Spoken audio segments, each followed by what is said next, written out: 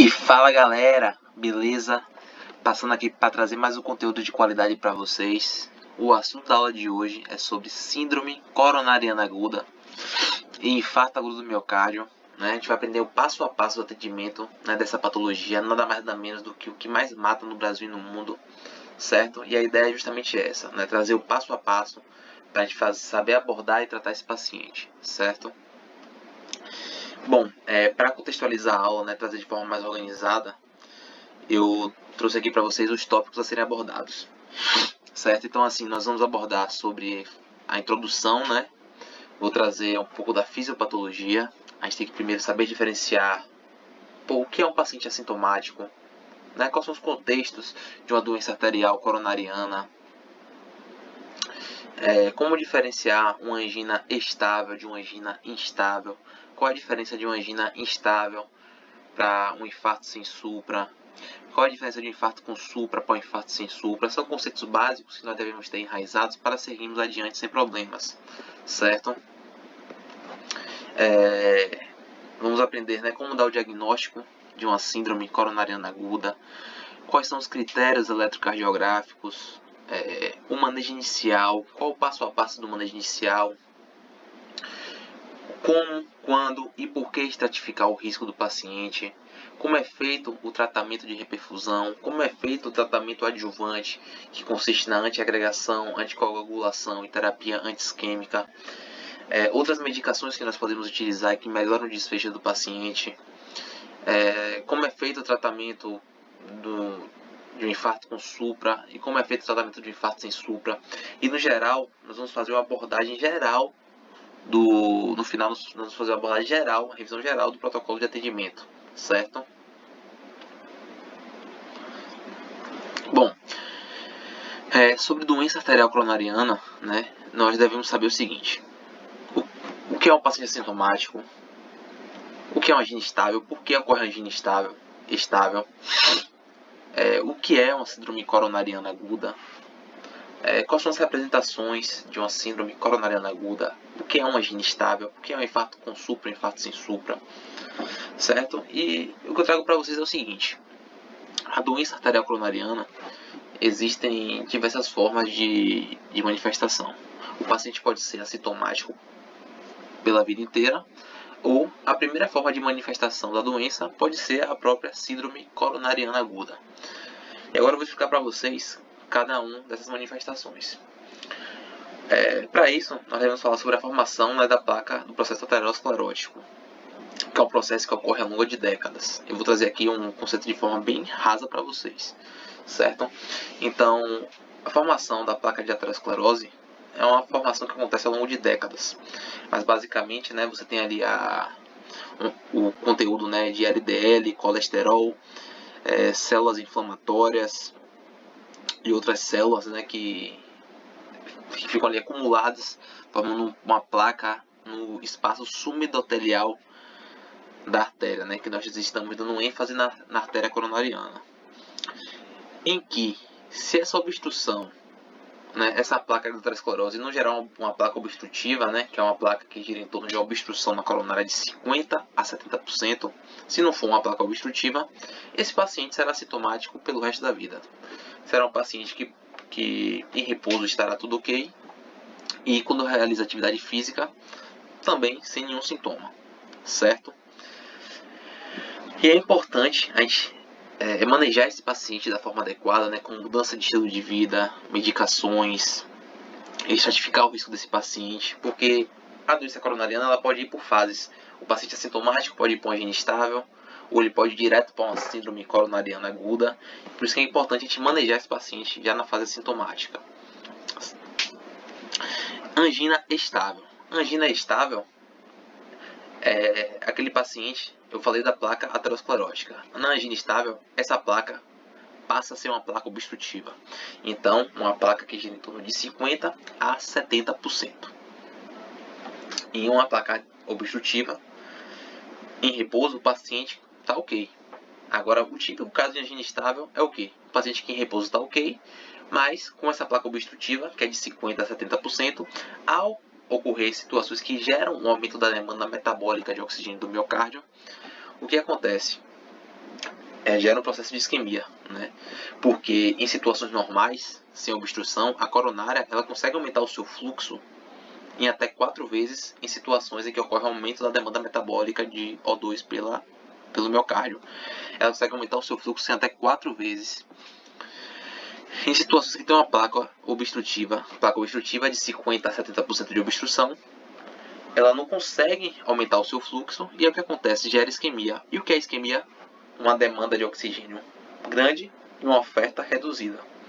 E com isso, o típico caso de angina estável é o quê? O paciente que em repouso está ok, mas aí foi pegar um baba com os amigos, foi jogar uma bolinha, fez um esforço a mais, e aí o que é que aconteceu? Dor no peito, em aperto, que melhorou ao ficar em repouso ou ao tomar nitrato. Esse é o típico caso de angina estável. E o que causa angina estável é uma placa obstrutiva. A placa obstrutiva é uma obstrução de 50 a 70%. Agora, a partir do momento que essa placa que está no espaço subendotelhal da artéria ocorre a extrusão desse conteúdo para o lume da artéria coronária, a partir do momento que aconteceu essa extrusão, nós estamos agora na síndrome coronariana aguda, que é apenas uma das formas, e a mais grave, por sinal, da manifestação da doença coronariana. E dentro da síndrome coronariana aguda nós temos 3 manifestações: a angina instável, instável, um infarto sem supra, um infarto com supra, que agora nós vamos saber diferenciar esses 3. E vai ter um slide lá na frente que a gente vai diferenciar esses 3. 2 situações ocorre o infarto, em uma não ocorre, ok? E aqui foi tudo que eu acabei de falar. E agora nós temos que saber diferenciar o que é um infarto sem supra e o que é um infarto com supra. Por que no eletrocardiograma tem um infarto com supra e no outro um infarto sem supra? Bom, quando nós observamos, lembrando que e por que o segmento ST? O segmento ST no eletrocardiograma é o segmento que representa a reperfusão coronariana, que ocorre após o QRS, que é a sístole ventricular. Então, quando você vê um supra-ST, é um indicativo de quê? Que dentro dessa síndrome coronariana aguda, em que ocorreu a extrusão do material, do espaço subendotelhal para o lume da artéria, o supra-ST nos indica que essa obstrução é total da coronária, que não passa nada. Então você sabe que uma coronária com supra-ST é porque está 100% ocluída, está totalmente ocluída. Acontece isso aqui. Quando a coronária está 100% ocluída, a gente sabe que é um supra-ST. Já se a coronária ocorreu extrusão, teve a síndrome coronariana aguda e for uma obstrução parcial, vai ser um sem supra-ST. Então nós sabemos agora diferenciar o sem supra e com supra. Ok? Vamos seguir. E aqui eu trouxe uma tabela bastante interessante, né, que tem como base a idade e o tipo de dor e o sexo do paciente. Idade, sexo e tipo de dor. Em que essa tabela traz pra gente, através de um estudo bem complexo, né, que mostra pra gente o seguinte, que a partir de uma probabilidade de 5%, você deve investigar esse paciente. Abaixo disso, nem vale a pena você investigar, porque não existe chance desse paciente ter síndrome coronariana aguda. Só um exemplo para você, depois vocês pausam o vídeo e olham direitinho e analisam. Mas só um exemplo, um homem de 30 anos de idade que se apresentou só com dispneia, esse paciente tem 0% de chance de ter uma síndrome coronariana aguda. Já um homem de 40 anos de idade que se apresenta só com dispneia, ele tem 12% de chance de ter síndrome coronariana aguda. Certo? Uma mulher que se apresenta na emergência com epigastralgia, que você nunca vai imaginar com infarto, de 60 anos, ela tem 6% de chance de ter síndrome coronariana aguda e estar infartando. Então, dê uma olhadinha nessa tabela e vale a pena ter uma noção da probabilidade. E aí vai chegar um paciente para você com dor no peito e você tem que ter a tranquilidade, os conceitos bem estabelecidos de saber o que fazer com esse paciente. O passo a passo tem que estar na sua cabeça. Então o paciente chegou com dor torácica, desconforto torácico, o famoso sinal de Levine, né? Aquela dor em aperto, que é a dor típica. E assim, Diante da dor torácica, existe uma série de diagnósticos diferenciais. Pode ser diversas causas. Inclusive, só para vocês terem noção, o espasmo gastroesofagiano é uma situação que causa uma dor típica, né, uma dor em aperto no peito, e que ainda melhora com o uso de nitrato, que é uma das medicações que nós utilizamos para infarto. Para vocês terem noção de quantas vezes um diagnóstico pode ser complexo. E assim pode ter origem musculoesquelética, cardíaca, pulmonar, entre outras causas. Pode ser tudo isso aí uma dor torácica. Só que nós, né, enquanto médicos, chegando em paciente na emergência, na eminência entre a vida e a morte para você com dor torácica, é o seguinte: você tem que, até que se prove o contrário, dor torácica é síndrome coronariana aguda. Nossa primeira hipótese vai ser justamente a doença que mais mata no Brasil e no mundo, que é a síndrome coronariana aguda e infarto agudo do miocárdio. Tirando essa, você vai, na abordagem inicial, você vai ter ali condutas iniciais da anamnese do exame físico, que você vai descartar. A anamnese, eu digo assim, o contexto, né? Mas que você vai descartar outras 3, que são situações que matam, e que matam também muito rápido. São elas, que não, além da síndrome coronariana aguda, que vai ser a sua principal hipótese diagnóstica, em que você vai fazer tudo para direcionar o paciente, mas você vai ter que descartar pneumotórax, embolia pulmonar e dissecção aórtica. O contexto sempre vai pesar muito, né? É muito difícil de acontecer um pneumotórax espontâneo. Mas, se focando aqui só nos dados clínicos, como é que a gente descarta o pneumotórax? Se tiver murmúrios vesiculares presentes, né? Se não for a parte da diagnóstico de pneumotórax, murmúrios vesiculares abolidos, tórax hipertipânico assimétrico na inspeção, embolia pulmonar, histórico recente de cirurgia, ficou muito tempo acamado, parou de tomar anticoagulante. Aí na etapa E da exposição do exame físico, você avalia a presença de um edema de membros inferiores. Na dissecção aórtica, como é que você consegue descartar uma dissecção aórtica?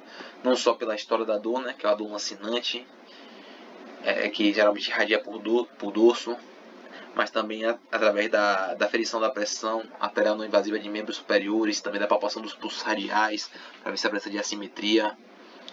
Certo? Com isso, você já consegue descartar os diagnósticos diferenciais. Então, o objetivo da anamnese do exame físico é não só ver o quadro clínico do paciente, se o paciente está grave, ou se está muito grave ou estável, mas também para você descartar os diagnósticos diferenciais. E aí, é o seguinte, o paciente vai estar lá para você, né, morrendo de dor, com dor no peito, com medo de morrer, e você, enquanto médico, você vai ter que, porque tem que ficar nervoso é o paciente, você tem que ser frio e calculista. Tem que fazer perguntas precisas, frias e secas. Então, investigue o tipo de dor e local, o início e duração. Essa dor irradia para algum lugar? Quais são os outros sintomas que o paciente está sentindo? Essas são perguntas fundamentais que você não pode deixar passar, certo? E aí, se lembra daquela tabela que eu falei da probabilidade? Chega uma mulheres, idosos, diabéticos, renais crônicos, demenciados, que chegam com sintomas não aginosos, né, sintomas atípicos de epigastralgia, dispneia, náuseas. Você pode até tratar com um IBP, com um antiemético, mas, por favor, né, vamos rodar pelo menos um eletro para esse paciente, vamos observar por determinado tempo, para só depois encaminhá-lo da alta hospitalar, certo? Vamos descartar a chance do azar, né? E durante a anamnese, o que você vai ter que investigar ali? Né? Os fatores de risco, as comorbidades, os hábitos de vida, as medicações em uso. Então você vai investigar sobre tabagismo, hipertensão, diabetes, a história familiar, se teve um infarto recente na família, se ele já teve histórico de infarto, a idade, porque a idade, quanto maior a idade, maior o risco de infarto, de doenças cardiovasculares, obesidade, sedentarismo, e lipidemia, né, drogas. Às vezes o paciente vai chegar para você dizendo que não tem nada. Chegar pra você dizendo que não tem nada. Não tenho nada não, doutor. Mas aí chega o acompanhante dele e fala, não, ele toma esses remédios aqui. Aí você avalia a presença de antihipertensivo, hipoglicemiantes, de estatinas. Daí você já consegue, na sua cabeça, né, montar ali o que é que o paciente tem e o que não tem. Ok? E aí você vai ter que investigar as características da dor. É uma dor típica ou não atípica, né? A idade do paciente, os hábitos de vida, as comorbidades, os fatores de risco. Nisso você já vai montando seu raciocínio clínico, ok?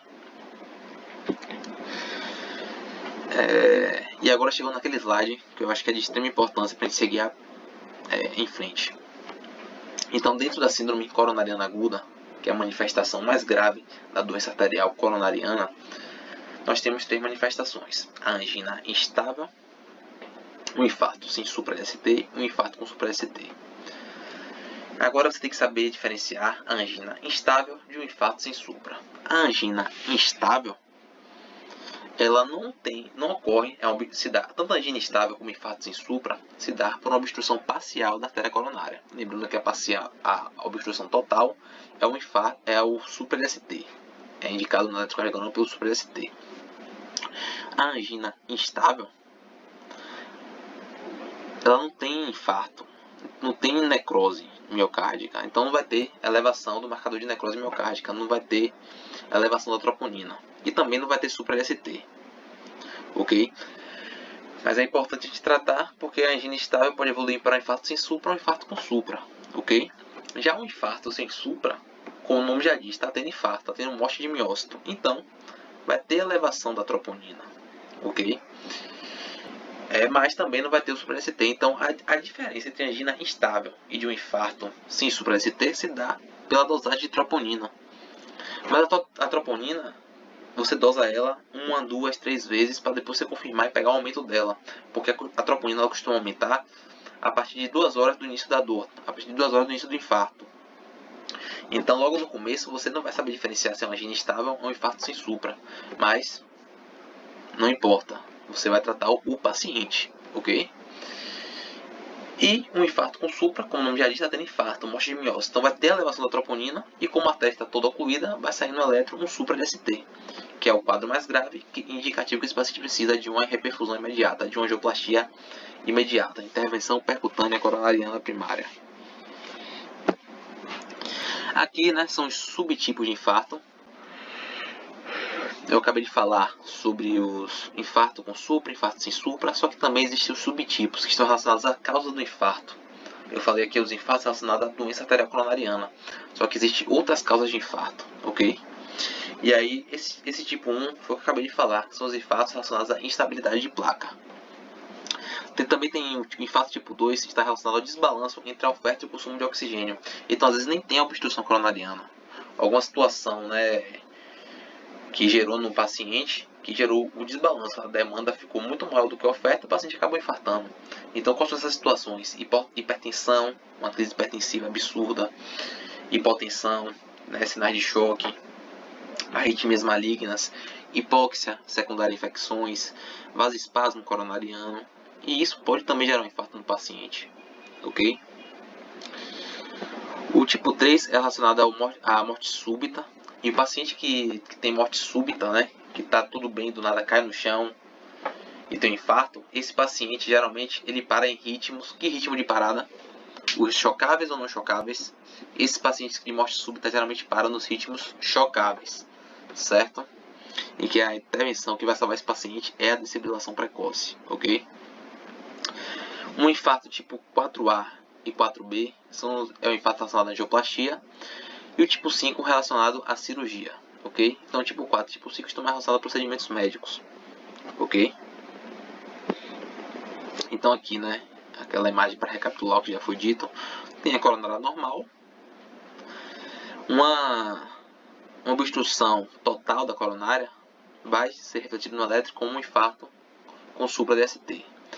Já uma obstrução parcial vai pode gerar duas situações: um infarto sem supra e uma angina instável. E como nós diferenciamos uma angina instável para um infarto sem supra? Através da dosagem de troponina, ok? E agora chegamos para falar da troponina. A troponina nós vamos seguir de acordo com o protocolo do hospital. Ela é o marcador mais sensível para necrose miocárdica. Tem a mioglobina, tem a CKMB, tem alguns outros marcadores que nós podemos lançar mão, mas a troponina é mais sensível. E ainda tem um tipo de troponina que é mais sensível ainda, que é a troponina ultrassensível. E você vai fazer duas dosagens delas, da troponina. isso vai depender do protocolo, certo? Porque a troponina, ela costuma aumentar a partir de 2 horas da dor torácica. Então, um paciente que se apresenta para você na emergência com dor torácica de 30 minutos, com início de dor de 30 minutos, esse paciente não vai ter a troponina elevada na primeira dosagem. Por isso você vai seriar a troponina, ok? Em que ela costuma aumentar, né, entre 24 a 48 horas e a partir do terceiro dia costuma reduzir. Então, o único problema da troponina seria para um diagnóstico de reinfarto. Nesses casos, né, para você dar o diagnóstico de reinfarto, aí você pode lançar mão da mioglobina, porque apesar de ser altamente inespecífica, aumentar em outras situações, é um marcador de necrose miocárdica que tem picos, né, sobe e desce rápido. Então, ela é muito boa para você diagnosticar situações de reinfarto. E aí, se você tiver só a troponina, ela já basta para o seu diagnóstico. Mas assim, você sempre vai tratar o paciente com dor torácica, que tem supra ou infra de ST, acabou, amigo. O paciente está infartando, certo? Não tem nem mais o que você pedir mais nada. E você sempre vai tratar o paciente, os sintomas que o paciente está sentindo, certo? E aí você vai dosar a troponina vai ser a troponina de acordo com o protocolo do seu hospital. Uns indicam de 0 a 1 hora, 0 a 2, 0 a 3 horas. E agora, chegamos nos critérios eletrocardiográficos para confirmarmos esse paciente aqui. Quais são os critérios eletrocardiográficos para dizer que esse paciente aqui tem supra-ST e está infartando com supra-ST, esse aqui está infartando sem supra-ST? Pronto, para você dizer que o paciente tem supra-ST, ele tem que ter pelo menos 2 derivações contíguas, um supra de ST maior ou igual a 1 milímetro. Só que tem uma exceção, que são as derivações V2 e V3. Em V2 e V3, nós seguimos outros critérios para diagnosticarmos infarto, certo? Então, assim, em V2 e V3, em mulheres de todas as idades, para a gente confirmar infarto em V2 e V3 em mulheres, independente da idade, tem que ter um supra-ST maior ou igual a 1,5 mm. Em homens maior ou igual a 40 anos, tem que ter um supra de ST em V2 e V3 maior ou igual a 2 mm. Em homens abaixo de 40 anos, tem que ter um supra de ST maior ou igual a 2,5 mm. Certo? Então, supra de ST em 2 derivações contíguas, exceto em V2 e V3. Supra de ST maior ou igual a 1 mm em V2 e V3, você pode diagnosticar infarto? Não, você segue esses critérios aí, certo? Aqui o que acabamos de falar, o eletropaciente chegou, você tem que rodar o eletro e dar o laudo em menos de 10 minutos e ficar rodando o eletro em determinado tempo, e também a cada alteração hemodinâmica do paciente em seu quadro, você roda novamente o eletro. Paciente com suspeita de infarto, o paciente é seu, você não pode sair do lado dele.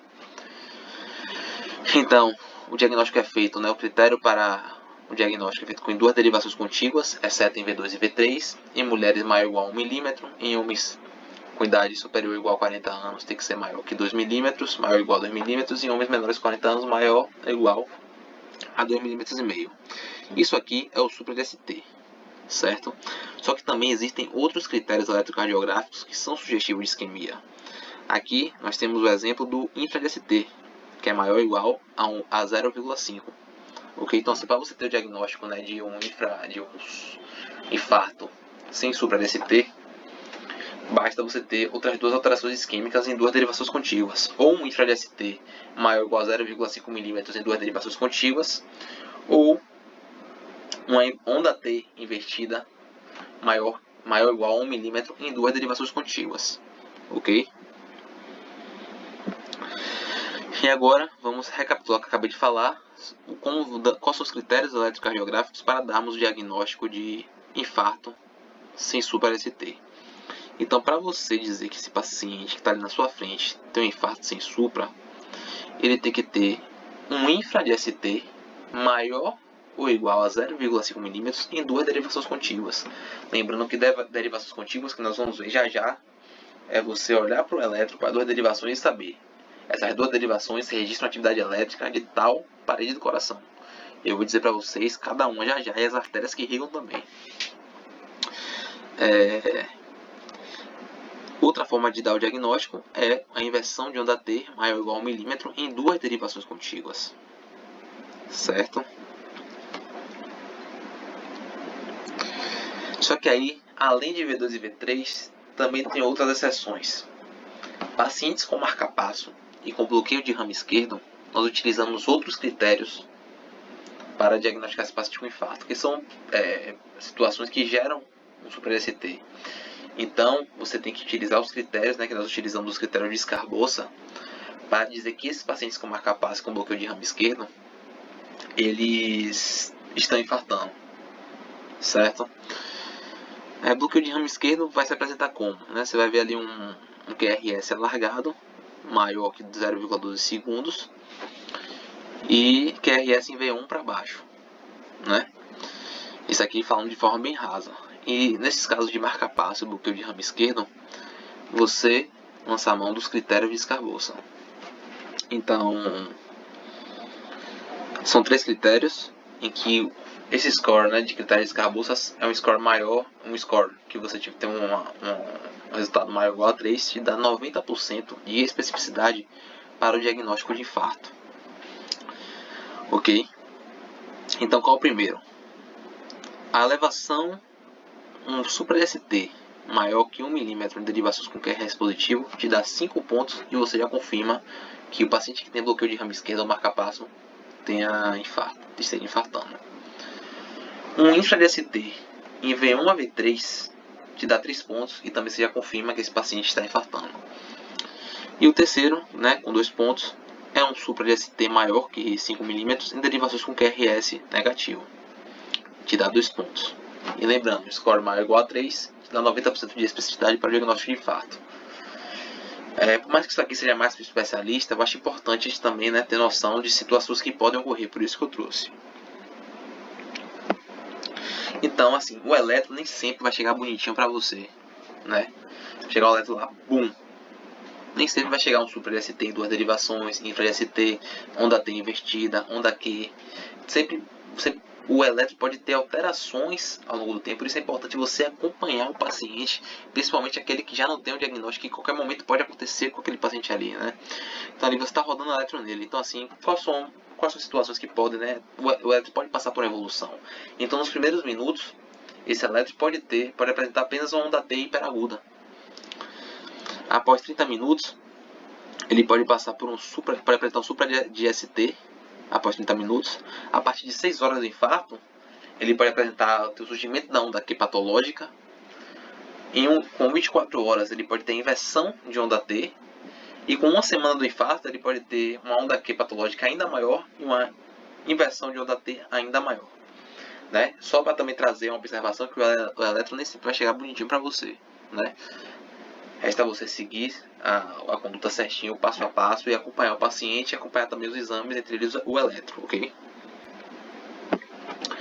E aqui são outras causas, outras situações que causam um infarto com supra.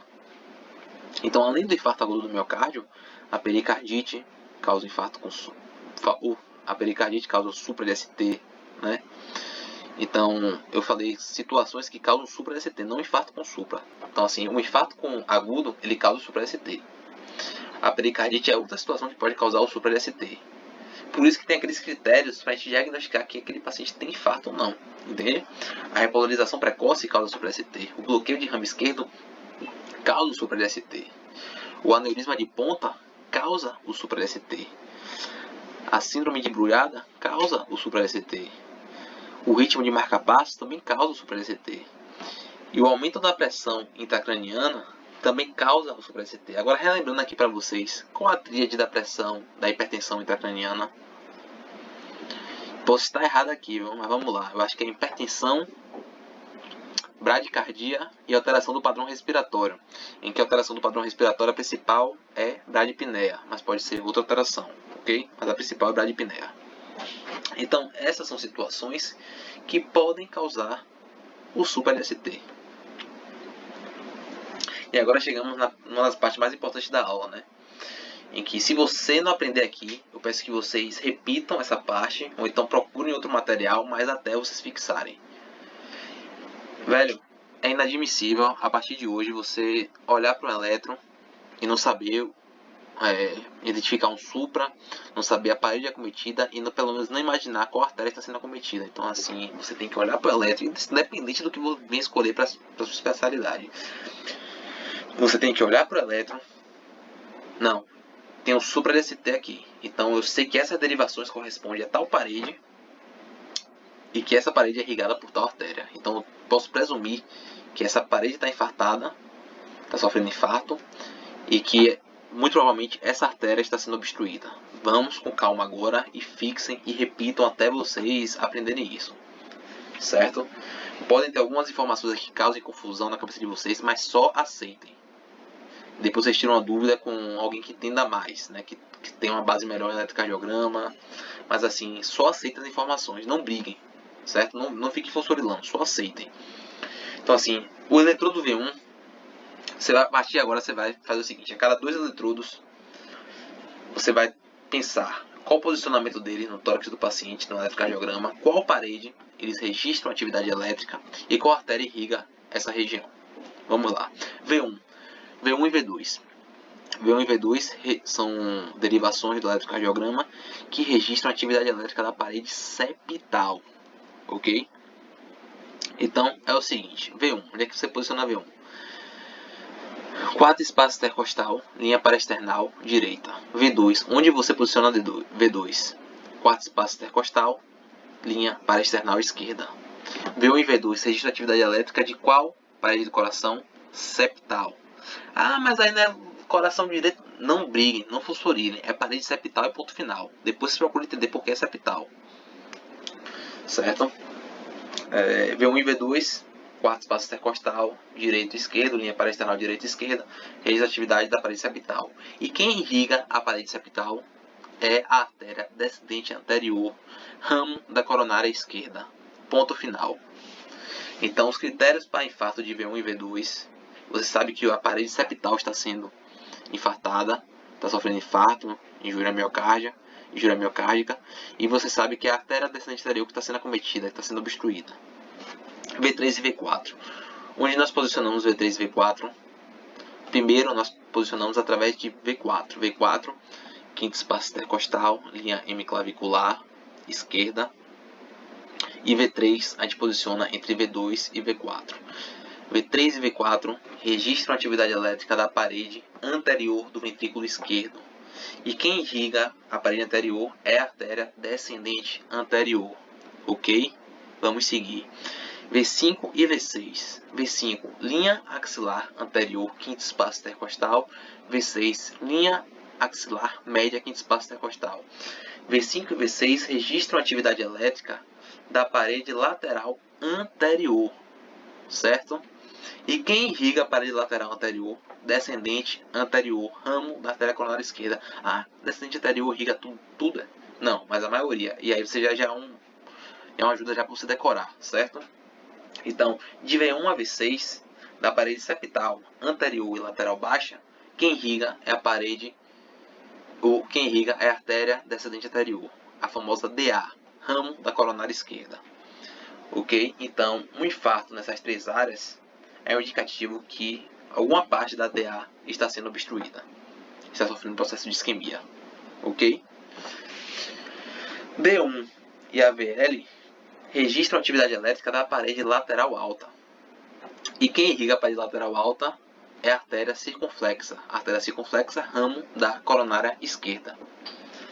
E agora, as derivações mais importantes, que é D2, D3 e AVF, que irrigam, o que registram a atividade elétrica da parede inferior. D2, D3 e AVF registram a atividade elétrica da parede inferior, em que quem irriga, quais são as artérias que irrigam a parede inferior? Predominantemente a artéria coronária direita, com seus ramos marginal direito, artéria descendente posterior, também conhecida como artéria interventricular posterior. Em que qual a importância? Na época eu falei mais importante, porque uma das condutas que a gente toma no atendimento do paciente com infarto é descartar infarto de ventrículo direito. E só que a gente só descarta infarto de ventrículo direito quando tiver alterações isquêmicas e infarto de parede inferior. certo? Infarto de parede inferior, ou seja, todos aqueles critérios eletrocardiográficos para diagnóstico de infarto sem supra com supra em parede inferior, ou seja, em D2, D3 e AVF, a gente tem que descartar infarto de ventrículo direito. E como nós descartamos infarto de ventrículo direito?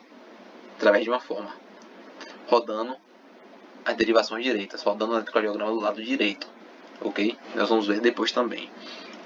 Se você tiver um infarto de artéria circunflexa, né, que é como estaria a parede lateral alta, você pega um infarto em D1 e AVL, você também tem que se preocupar se esse paciente não está tendo infarto de parede posterior. Para isso, você roda as derivações V7, V8 e V9, para descartar infarto de parede posterior, ok? Essas são algumas situações para a gente ficar ligado. Aqui foi tudo que eu falei, né, do posicionamento dos eletrodos. Depois vocês podem pausar aí e ver com calma.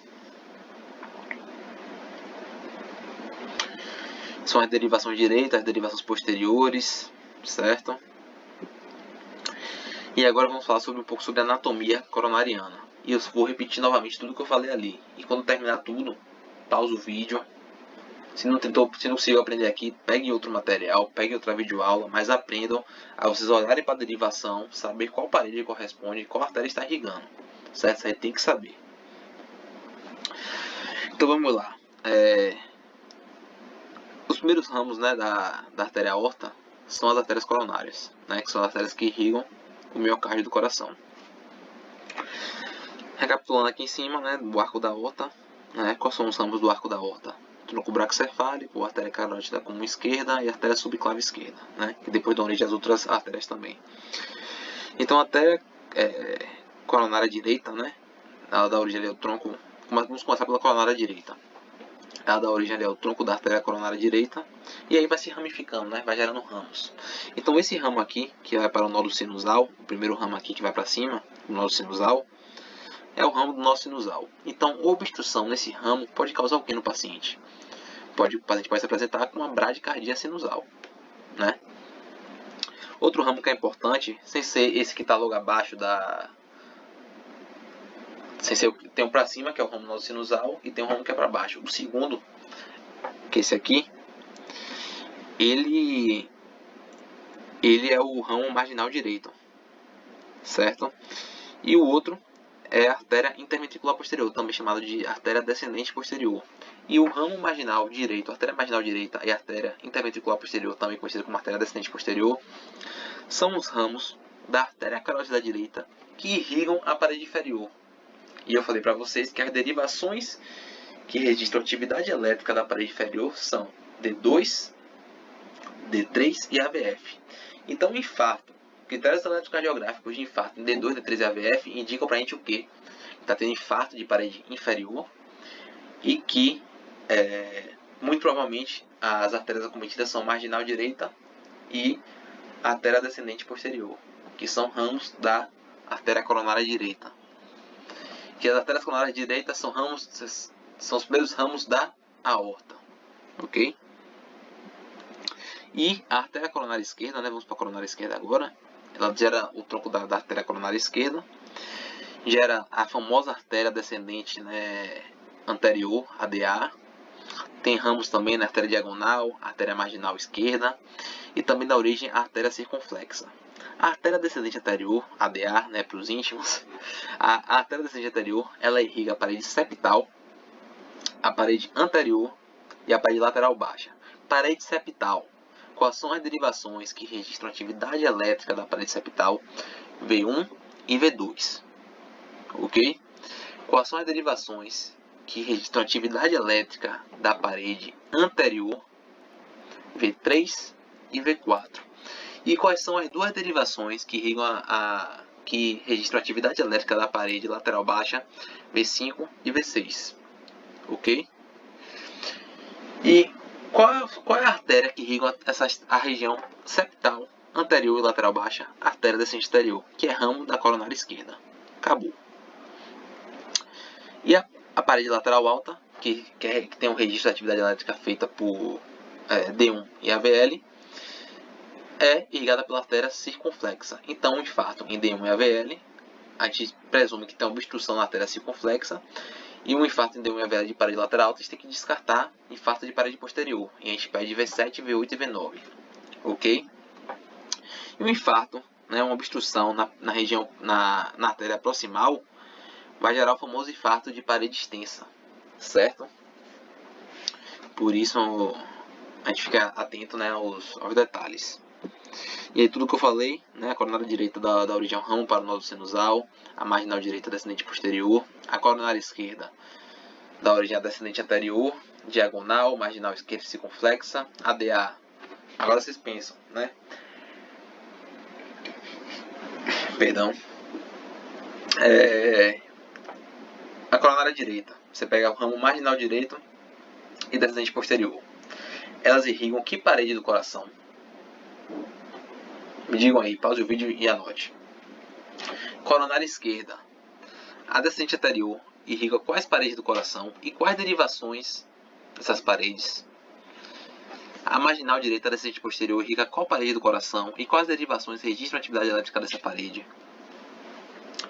A marginal esquerda, não. A circunflexa, ramo da coronária esquerda, irriga qual parede do coração? Vocês sabem. E quais derivações registram a atividade elétrica dessa parede lateral? Alta, queria fazer o nome. Empolguei aqui, deu spoiler. Então assim, quais derivações pelo menos me diga aí. Pronto, aí você segue. Decorem isso, aprendam. Você tem que olhar para o eletro, saber a parede e presumir qual artéria está sendo acometida, em caso de isquemia. Recapitulando aqui, parede inferior, parede septal, anterior, lateral baixa. Agora você vai dizer, quais são as derivações da parede inferior? Quais derivações registram a atividade elétrica da parede inferior? Anotem. Quais artérias irrigam a parede inferior? Septal, anterior e lateral. Quais são as derivações que registram a atividade elétrica dessas três paredes?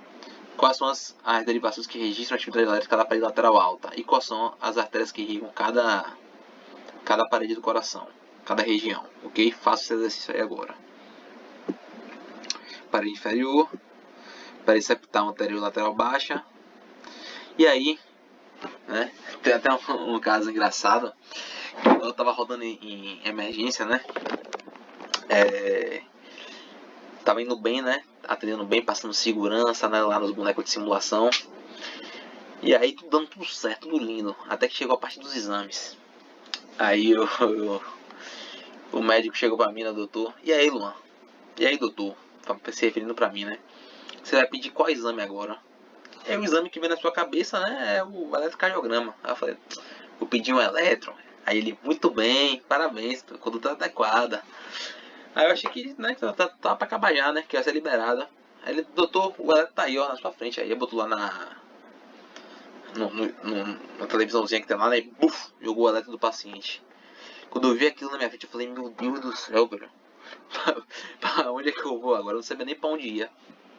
Né, porque não só vem que a gente não estuda eletro, né, com frequência na faculdade, não sei que participa de ligas e tem esse objetivo, tem, né, a cobrança de saber eletro, né, não vê com frequência, acaba vendo com frequência. Mas também é uma crítica que eu faço que às vezes os professores, além de eles não trazerem eletro com frequência na sala de aula e não se preocuparem com isso, eles também não conseguem, tipo assim, sistematizar uma forma de você avaliar o eletro. Certo? E você tem que sistematizar, você tem que saber o passo a passo. E aqui a dica que eu dou para vocês é que vocês comecem a avaliar o eletro por paredes. Eu sou fraco em eletro, mas se eu for pegar um eletro, pelo menos um diagnóstico de supra, de infra, as principais patologias eu vou saber, porque eu vou sistematizar. Então calma, certo? Então assim, como é que a gente vai ver nesses casos? A gente vai começar a olhar por paredes. Se D1 é a primeira derivação, vamos começar logo pela parede que D1 registra atividade. A gente sabe que D1 e AVL registra atividade da parede lateral. Então vamos passar por D1 também e AVL. A gente olha D1 e AVL. Certo? D1 e AVL. D1 e AVL, parede lateral alta. Aí você vai avaliar. Não viu nada? Segue. Vamos agora para D2. A gente sabe que D2, D3 e AVF registram atividade da parede inferior. A gente vai logo depois para D2. Vai para a parede inferior. E aí não tem nada? Segue adiante. Parede septal. A gente lembra de parede septal. V1 e V2. Vai por paredes. Você vai avaliar o eletro por paredes. Vai chegar um eletro lá, bufo pra você. Não, calma. Eu sei, pô. Então bora avaliar por paredes. Parede septal, V1 e V2. Tem alguma alteração? Não. Segue o baile. V5 e V6. Parede lateral baixa. O elétron tem alguma alteração? Não, segue o baile. E aí você vai para V3 e V4. V3 e V4, parede anterior. Tem alguma alteração? Não. Então elétron normal. Então é isso que eu passo para vocês. Chega um elétron para você, comece a sistematizar, a treinar. A partir do momento que você pegar um curso por fora, um curso online de elétron, um livro, algo do tipo, comece a ver o elétron com mais frequência, toda semana, para você não esquecer. E também crie sua forma de sistematizar, certo? Se olhar para o elétron, olha por paredes. Se tratando de um paciente com suspeita de infarto, olha o elétron por paredes. Vou começar por D1 e AVL, parede lateral alta. Depois eu vou para a parede inferior, que é D2, D3 e AVF. Depois eu vou para tal parede e por aí vai. Vai por paredes, vai por partes, vai com calma. E aqui, né, como tudo que eu acabei de falar, se vocês quiserem dar uma pausa aí e refaz novamente até fixar. Aqui também, tudo que eu acabei de falar. E aí, se vocês quiserem, vocês anotam aí, certo? E aí, né, chegou na parte do passo a passo do que você vai fazer com o paciente, né? Aqui você tem que, né, ter tudo sistematizado para você saber conduzir e passar segurança para o seu paciente. Então você tem que seguir uma sequência. Anamnese. Primeiro você vai fazer uma anamnese. Exame físico. Então assim, o paciente chegou para você com dor torácica, suspeita de infarto. Ele chegou falando, se movendo, o que vai acontecer? Você já pede logo o quanto antes para sua equipe monitorizar esse paciente, né? E enquanto sua equipe realiza a monitorização cardíaca contínua, pressão arterial, coloca pressão arterial não invasiva, oxímetro de pulso. Aí você pede para a enfermeira fazer a venóclise. Enquanto isso, enquanto estiver movendo o paciente, né, monitorizando o paciente, você já vai fazendo anamnese e exame físico direcionado. Por quê? Porque você vai ver não só a gravidade do paciente, como você também vai investigar as principais perguntas que você não pode deixar de fazer. Certo? Você vai ver as alergias do paciente, vai caracterizar a dor, vai funilar o seu diagnóstico, vai descartar os diagnósticos diferenciais. São perguntas de extrema importância, certo?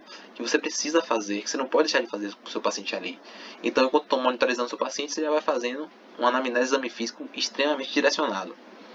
Ok? Em seguida, você vai rodar o elétron em até 10 minutos. Vai laudar esse elétron em menos de 10 minutos.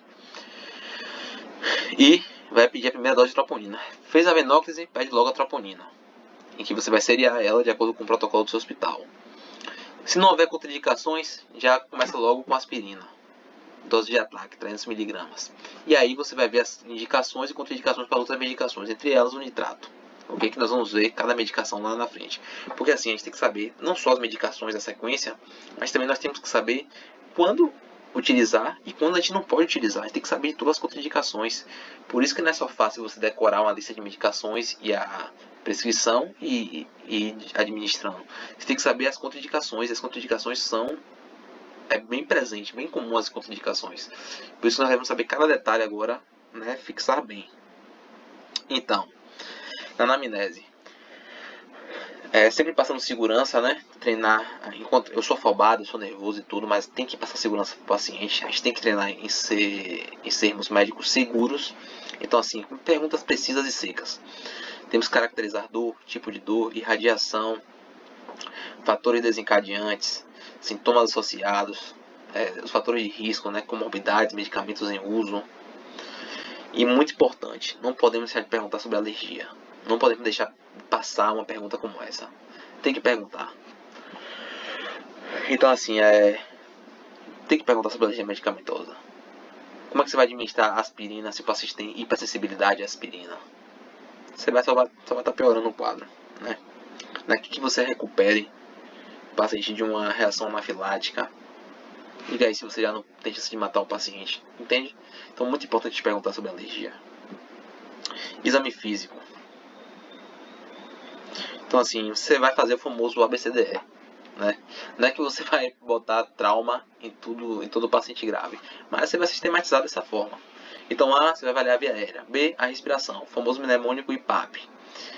C, a circulação. D, a avaliação neurológica do estado neurológico do paciente. E E, a exposição, né? Em que você vai buscar por sinais de estabilidade. Os principais sinais de estabilidade são sinais de choque, ok?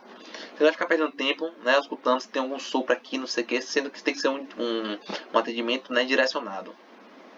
Então, quadro clínico do paciente, quadro hemodinâmico, sinais de estabilidade hemodinâmica, sinais de hipoperfusão, se tem cianose, palidez, rebaixamento sensório, anúria, tipo de enchimento capilar, pulso taquicárdico, amplitude baixa, tudo isso são o quê? Sinais de choque, de hipoperfusão. Então você vai buscar ali sinais no ABC, DE, de instabilidade, ok?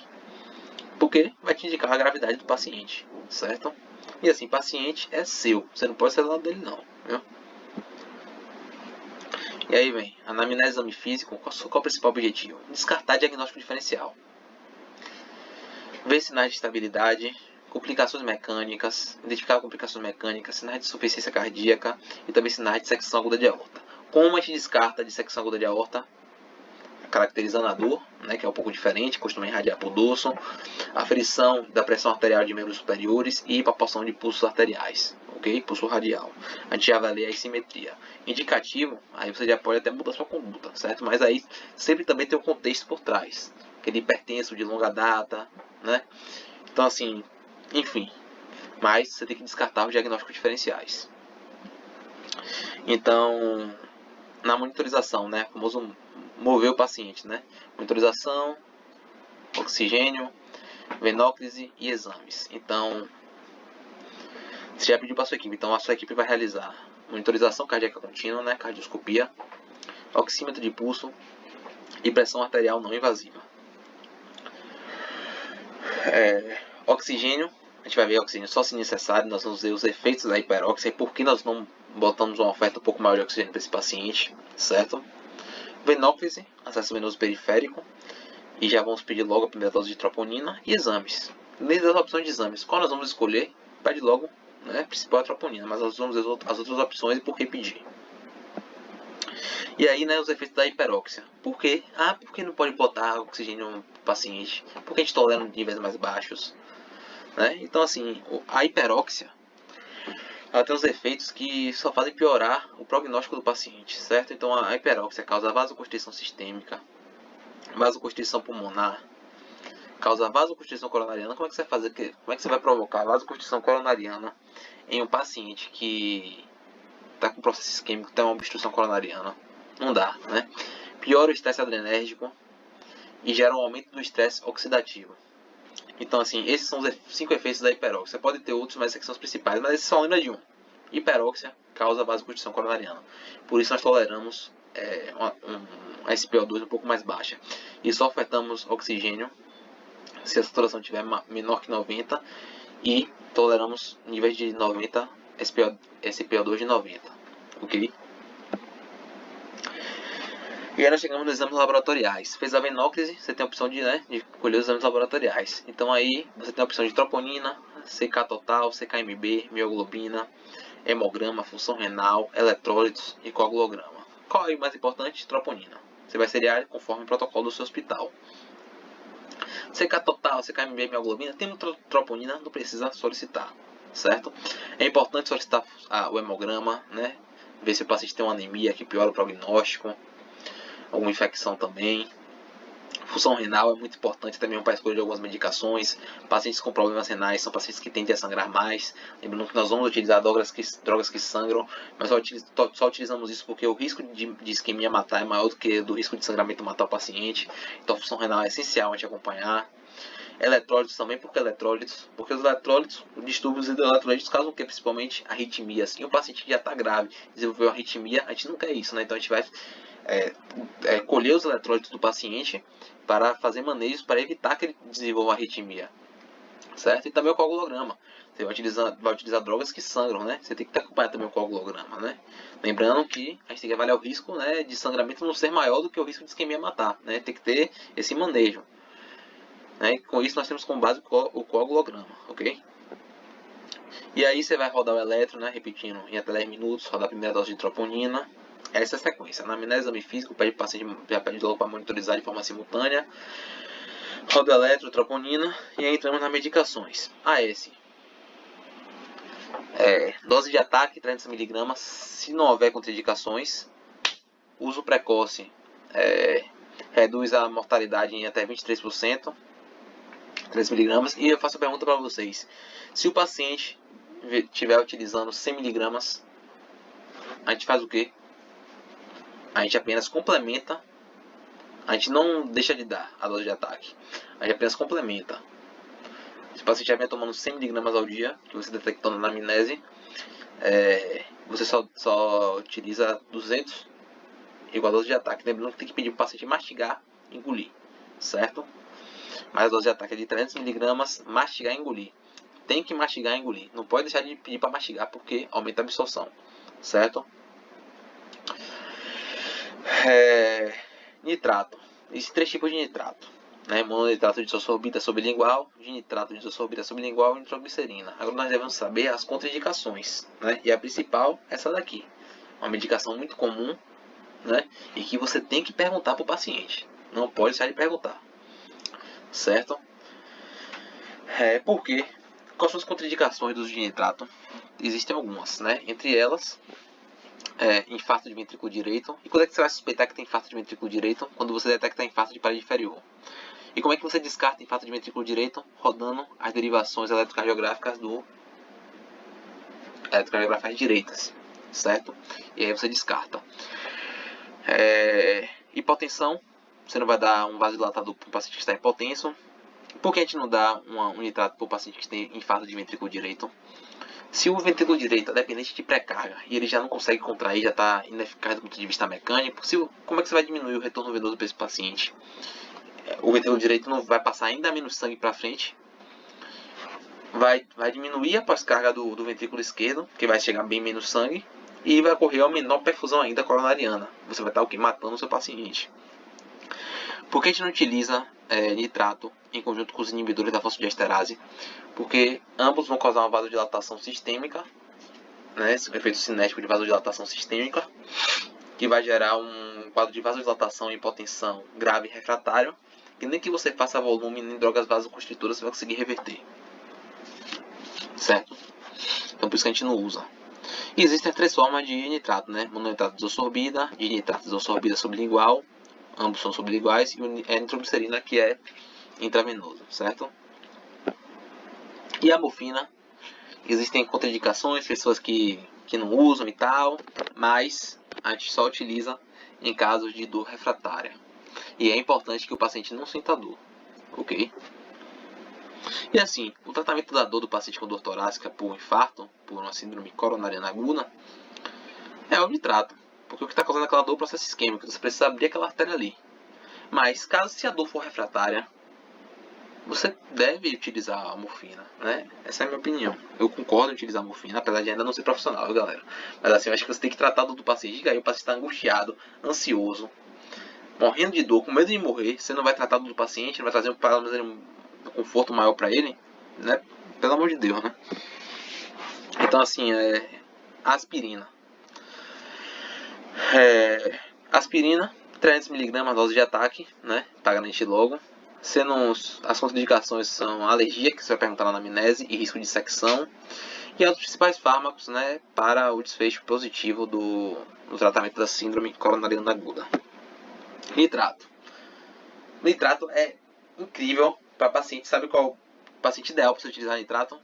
Você descartou infarto de ventrículo direito, uso de inibidor da fosfodiesterase, aquele paciente que se apresenta hipertenso, com a pressão lá na cadazurra e com dor no peito, dor torácica. Esse paciente é ideal para utilizar nitrato, certo? E aí você tem que ter atenção, uso prévio de inibidores da fosfodiesterase, sildenafil em até 24 horas e talafil de 48 horas. Por quê? Por conta do tempo de meia-vida da droga. E também descartar infarto de ventrículo direito e de parede inferior, ok? Tem que ter muita cautela. E estratificação de risco. Esses são agora os 4 scores, que a gente utiliza para estratificação de risco. Time Risk, Grace, Clinic e Hart. Por que a estratificação de risco? Porque assim, chega um paciente que você dá o diagnóstico de infarto com supra, não tem nem conversa. Esse paciente vai para a intervenção coronariana percutânea de resgate, primária. Imediato. Vai para a angioplastia de imediato.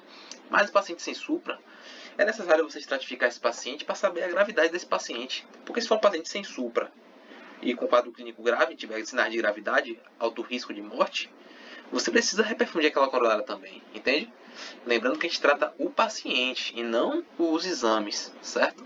Então, paciente com critérios clínicos, extremamente estável hemodinamicamente, com sinais que surgiram gravidade e risco alto de morte, você precisa tomar as medidas mais eficazes para que esse paciente sobreviva, certo? Nós utilizamos esses scores justamente para isso, né?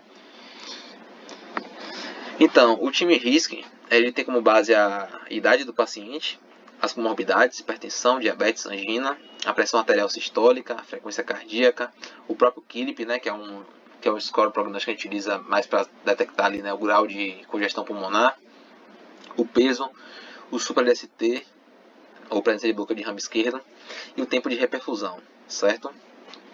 Só demonstrando aqui para vocês, eu nunca utilizei, né, mas só para demonstrar aqui para vocês o que a gente deve, como a gente estratifica o risco, né? O GRACE tem como base a idade do paciente, frequência cardíaca, a pressão arterial sistólica, a função renal, o próprio KILIP, se o paciente teve parada cardiorrespiratória na admissão, supra de ST e a troponina são marcadores também de risco, certo? Fatores de risco. O KILIP tem como base a congestão pulmonar, a gente usa muito para insuficiência cardíaca, né? Então, assim, KILIP 1 tem 6% de mortalidade. Então, o paciente que não vai apresentar B3 e também não vai apresentar estetor pulmonar. O KILIP 2 é o típico paciente com dispneia e estetor pulmonar na base inferior do tórax, né? Ou também pode apresentar presença de B3. Esse paciente tem 17% de chance de mortalidade. O KILIP 3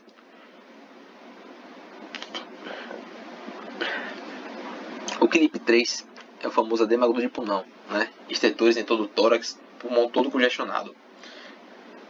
Esse paciente apresenta 38% de chance de mortalidade. Já o KILIP 4 é o famoso choque cardiogênico, né? O paciente vai estar com sinais de choque. Esse paciente tem 81% de mortalidade. E a partir dessa gravidade, você indica a sua conduta do paciente. Você vai manter tratamento conservador, vai observar e monitorizar, ou vai indicar a angioplastia imediato, né? E aí o KILIP 1, né, corresponde a um paciente sem sinais de IC, KILIP 2 com sinais de IC, KILIP 3, o famoso edema agudo de pulmão, né, estertores em todo o tórax, e o KILIP 4, hipotensão, extremidades frias, cianose e oligúria, certo? Então, e o HEART, né, que é o último score prognóstico, a gente utiliza assim mais para ver a história do paciente, né, o ECG, a idade, fatores de risco e troponina, né? Lembrando que a troponina não só para dar o diagnóstico, né, de infarto ou não, se é um infarto ou angina estável, mas também é um fator de risco, né? Porque se tem a troponina, obviamente, tem miocárdio infartando, né, e você vai querer recuperar, evitar que tenha a progressão daquele infarto, né? Então é um fator de risco sim, né? É um fator prognóstico ruim para o paciente, né? Não deixa de ser. E aqui, né, são os fatores que nós também devemos ficar atentos, né, para avaliar o risco de sangramento do paciente. Então, assim, pacientes acima de 75 anos, pacientes com doença renal crônica, hepatopatia, neoplasia, anemia, plaquetopenia, AVC, coagulopatia, transfusão, anti-inflamatórios não esteroidais, traumocirurgia recentes, são fatores de quê, né? Porque você só está fazendo tudo isso porque o risco desse paciente morrer por isquemia é maior que o risco de sangramento, mas você está utilizando drogas que sangram. Então, assim, se o risco de sangramento for maior que o risco de isquemia, você tem que mudar sua conduta, certo? Você tem que avaliar o paciente como um todo. O desfecho é o paciente sair bem, sair vivo, certo? Não é matar o paciente, não. Então, vamos lá. Chegou uma síndrome coronariana aguda sem supra-ST. Então, se for um paciente de muito alto risco, então você estratifica para ver se é muito alto risco? Não. Você não estratifica. Você vê através de critérios clínicos. Certo? Então, como é que a gente sabe que o paciente sem supra-ST é muito alto risco? Se o paciente apresentar sinais de choque cardiogênico, insuficiência cardíaca ou insuficiência ventricular esquerda grave, angina recorrente ou persistente refratária, instabilidade hemodinâmica, complicações mecânicas, arritmias ventriculares instáveis, esse paciente, mesmo que ele não tenha supra, ele seja um paciente com infra-DST, sem supra-DST, mesmo que não seja indicativo que a coronária seja 100% ocluída, mas é um paciente grave, a gente trata o paciente.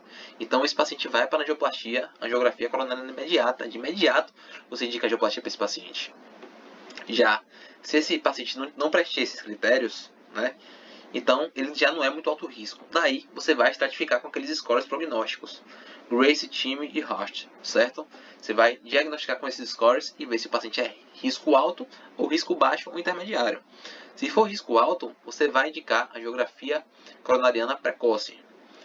Já se for um risco baixo ou intermediário, você vai observar esse paciente e lançar a mão de testes não invasivos, certo? Dessa forma que acontece. Já na síndrome coronariana aguda com supra de ST, não tem conversa, irmão. Você vai realizar angiografia coronariana imediata. Aí é um paciente que precisa de reperfusão, não tem nem conversa. E aí você vai ver só os critérios, né, para você realizar a reperfusão, certo? E aí a gente chega no tratamento do paciente da síndrome com supra de ST, né? Então assim, são pacientes que precisam da reperfusão imediata, né? E eu vou falar primeiro da reperfusão imediata. Mas o tratamento adjuvante vale tanto para um infarto com supra ou sem supra. A gente só faz a reperfusão imediata, de imediato no supra ou no infarto sem supra, que tenham critérios para você realizar a reperfusão, que são os critérios da estabilidade clínica do paciente. Né? O paciente grave você vai para a reperfusão imediata, independente se for supra ou sem supra, certo? Já o tratamento adjuvante, que vale por dois, tem apenas algumas pequenas diferenças. O tratamento adjuvante, né, consiste na dupla antiagregação plaquetária, na anticoagulação plena e na terapia antisquêmica. Esse é o tratamento adjuvante. Só que aí nós devemos saber cada medicação, a ordem que a gente deve utilizar elas, a dosagem e também saber as contraindicações dessas medicações. A gente já viu algumas. O nitrato, por exemplo, faz parte da terapia antisquêmica e a gente sabe as contraindicações do nitrato. A aspirina faz parte da dupla antiagregação. Então a gente também sabe as contraindicações. Então é ficar atento, né, das medicações que nós devemos utilizar e também saber as contraindicações dessas medicações, ok? Então tem o tratamento adjuvante, que é comum para os dois, e a reperfusão imediata, que depende, no caso da síndrome coronariana sem supra ST, depende do quadro clínico do paciente. Se for grave, reperfusão imediata. Se tiver risco baixo, a gente vai observar e também adiar essa reperfusão, né? Já um paciente com supra ST é inegociável. Esse paciente vai para a reperfusão de imediata, certo? A única certeza que eu digo aqui para vocês, né, que a gente sabe que a intervenção coronariana percutânea, que é a angioplastia, pode ser feita nos dois casos, certo?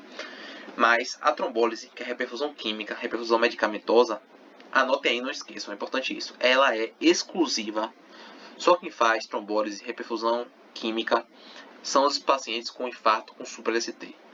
Não existe infarto sem supra você fazer trombólise química, né? Através de trombolíticos. Você só faz a trombólise no infarto com supra quando não há possibilidade de fazer angioplastia. A angioplastia sempre será a primeira terapia de escolha, ok? Mas você não só faz trombólise no infarto com supra, ok? Fixe isso aí, não esqueçam. Então, a reperfusão imediata, né? A intervenção coronariana percutânea primária, em que se você não tiver a possibilidade de fazer angioplastia, né, em que você não estabeleça os critérios que nós vamos ver, né, nós vamos aprender finalmente o que é porta-balão, porta-agulha, não sei o que, blá blá blá. Se não tiver os critérios, você faz a trombólise. E após a trombólise, você tem que ter os critérios de reperfusão, porque se você não tiver os critérios de reperfusão, né, que indiquem falha na trombólise, você tem que indicar esse paciente para a intervenção coronariana percutânea de resgate, ok? Então, o exame de angioplastia, né, colocado do stent, né, para desobstruir a artéria, se dá por uma punção arterial, certo? Que pode ser radial ou femoral e é feito no centro de hemodinâmica pelo hemodinamicista, certo? Então agora a gente finalmente chegou na intervenção coronariana percutânea. Então assim, quais são os critérios para que a angioplastia aconteça? Então assim, é a primeira terapia de escolha, né? Então assim, para acontecer tem que ter um tempo de porta-balão menor ou igual a 90 minutos. Agora eu te pergunto, o que é tempo de porta-balão? Aprendam agora, certo? Fixem bem. Tempo de porta-balão é o tempo que o paciente com diagnóstico de infarto com supra chega no hospital. Então ele chegou no hospital, recebeu o diagnóstico de infarto com supra, ele tem até 90 minutos para realizar a angioplastia. O tempo médio ideal é de 60 minutos, mas nas diretrizes dizem de até 90 minutos. Se esse paciente no hospital que tem hemodinâmica ele recebeu o diagnóstico e passou de 90 minutos para ele realizar a angioplastia, ele não realiza a angioplastia, certo? Já se o tempo de porta-balão, né, que é o tempo de transferência, por exemplo, o paciente recebeu o diagnóstico de supra num pronto atendimento ou no interior da vida. Para ele realizar a angioplastia, para ele ser deslocado para um centro que tem hemodinâmica, hospital, né, fazer uma transferência para o hospital que tem centro de hemodinâmica, esse tempo tem que ser de até 120 minutos. Por isso a gente fala porta-balão de até 120 minutos se transferência. Se passar de 120, ele não pode fazer angioplastia. Agora, pacientes com choque cardiogênico e com contraindicação ao uso de fibrinolíticos, esses pacientes realizam a angioplastia independente do tempo de porta-balão, certo?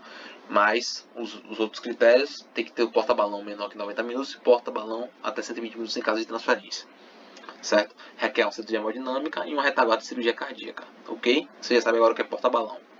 Porta-balão, que é, bota a definição aí, do tempo que o paciente chega, recebe o diagnóstico com supra até a realização do procedimento, que tem que ser menor que 90 minutos, que aumenta para 120 minutos se for em caso de transferência.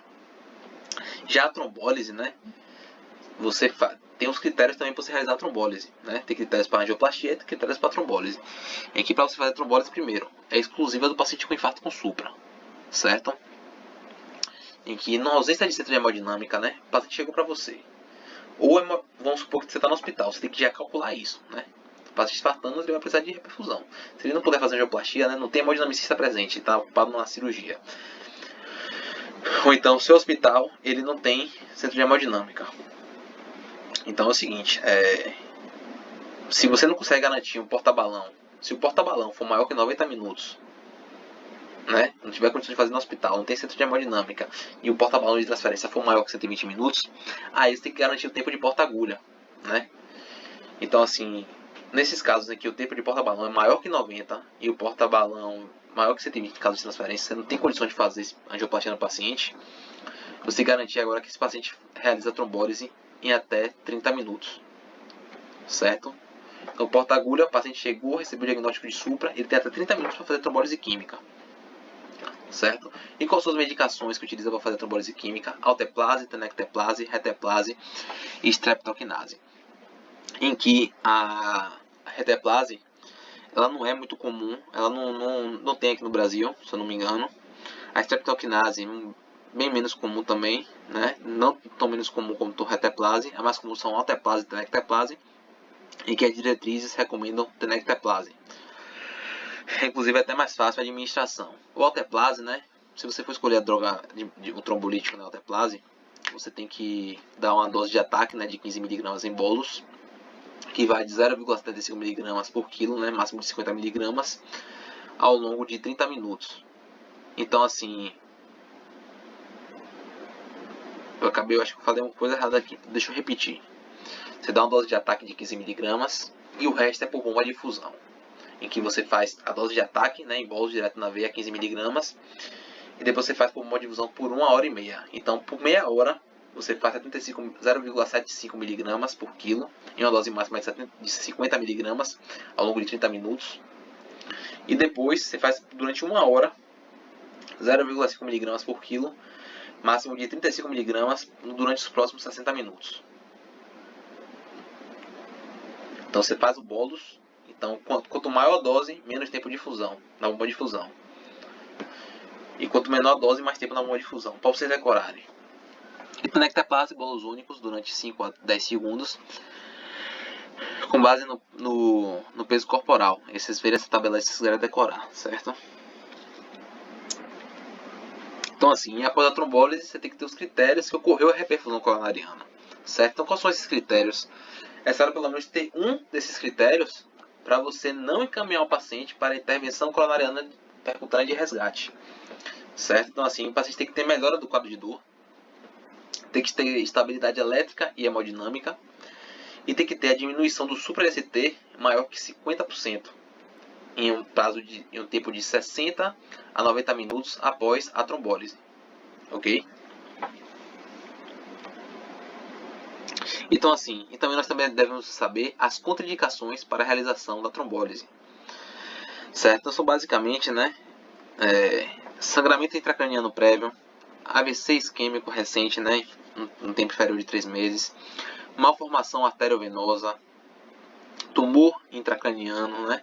Suspeita de dissecção aguda de aorta, discrasia, ou seja, distúrbio da coagulação do paciente, sangramento ativo, traumatismo crânioencefálico recente, né, inferior a 3 meses. Porque a gente quer evitar o quê? A gente quer evitar principalmente o risco de sangramento, né, intracraniano e gastrointestinal, porque são os piores sangramentos que causam mais morte nos pacientes, certo? Então sempre temos que avaliar esses riscos e avaliar as contraindicações relativas e absolutas, certo? E aí o tratamento adjuvante, né? O tratamento adjuvante da síndrome coronariana aguda consiste em 3 etapas: dupla antiagregação plaquetária, anticoagulação plena e terapia antiisquêmica, certo? Então, assim, você chegar, abordar seu paciente, fazer tratamento adjuvante de forma adequada, rodar eletro, acompanhar ele, é seu papel. O resto é consequência. Então, aspirina, né? Ácido acetilsalicílico. É um anti-inflamatório não esteroidal, vale a pena frisar, né? Inibidor da ciclooxigenase. Você faz a dose de ataque de 300 mg. Não pode esquecer de pedir para mastigar e engolir, porque aumenta a absorção, o desfecho clínico do paciente. Dose de manutenção de 100 mg pelo resto da vida, né, após o IAM. Então, assim, se chega um paciente para você com 100 mg, tomando 100 mg de AS e 75 mg de clopidogrel, AS você toma 100 mg após o infarto pelo resto da vida. Clopidogrel, 75 mg até 1 ano. Então, se chega um paciente para você com AS e clopidogrel, 75 mg, é um indicativo que esse paciente teve um infarto recente inferior a 1 ano. Porque completou 1 ano, suspende o clopidogrel. É um inibidor, por ser um anti-inflamatório não esteroidal, né? Inibe a ciclooxigenase que forma a utroboxana 2, né? É um inibidor do utroboxana 2. Então, ela age, o utroboxana 2 age no receptor da plaqueta, estimulando a agregação plaquetária. Ela inibe o utroboxana 2 e, com isso, inibe uma das vias para ter agregação plaquetária. E por que dupla antiagregação plaquetária? Enquanto o AS age em um receptor, né? Diminuindo a quantidade de utroboxana 2, impedindo que o utroboxana 2 se ligue e forme a agregação plaquetária. O clopidogrel, né, que é o mais famoso, inibe o receptor de ADP, o P2Y12, impedindo, fazendo a dupla antiagregação plaquetária, que eu vou mostrar mais lá na frente. Reduz a mortalidade em 23%, né, e as contraindicações são a hipersensibilidade à aspirina, né, você não vai dar em alergia, paciente que tem alergia, dissecção aguda de aorta e risco de hemorragia digestiva alta, certo? Então, assim, os inibidores da P2Y12, que junto com a aspirina fazem a dupla antiagregação, né? Se dá a sua ação por inibição dos receptores de ADP, né? Que são os receptores P2Y12, é um inibidor plaquetário. E aqui nós temos os 3, né? Clopidogrel, ticagrelor e prasugrel. E agora nós vamos ver as indicações e contraindicações, certo? Então, assim, clopidogrel.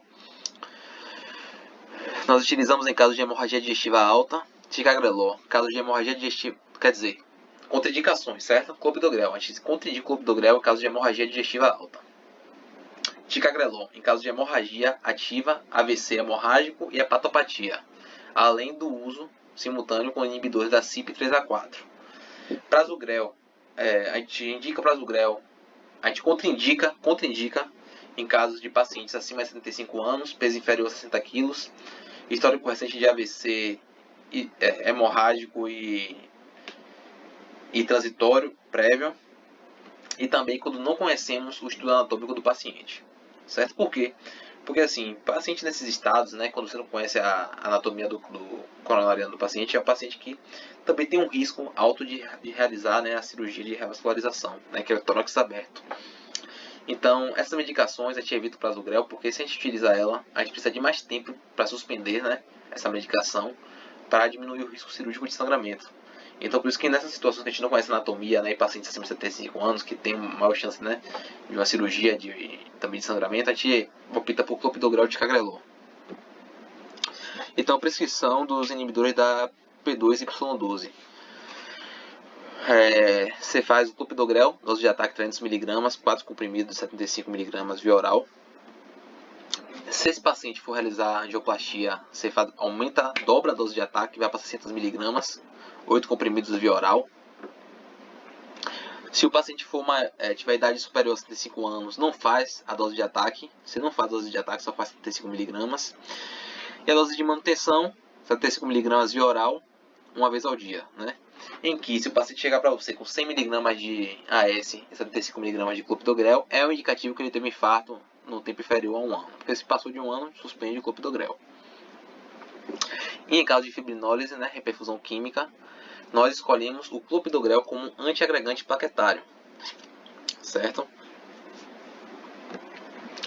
E tem também uma droga, né, que é exclusiva, né, medicação, né, antiagregante, que é exclusiva dos hemodinamicistas. Isso aqui não nos interessa, até o nome é difícil, então a gente não precisa nem estudar, nem saber da sua existência, a não ser que você seja hemodinamicista um dia.